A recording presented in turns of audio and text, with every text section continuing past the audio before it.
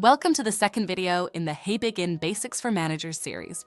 Before you can start scheduling and tracking time, it's important to first set up the structure of your business on Heybegin.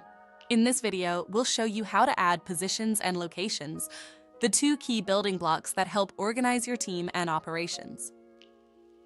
Let's start with positions.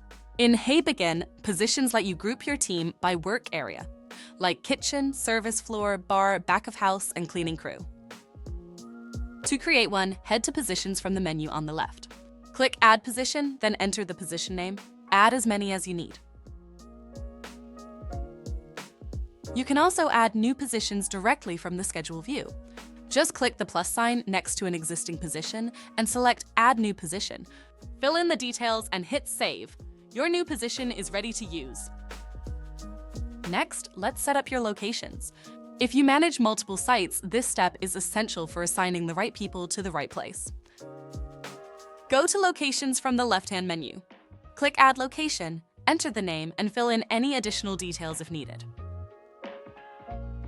Just like with positions, you can also add locations through the schedule view. Click the plus sign next to an existing location, choose Add New Location, and complete the setup.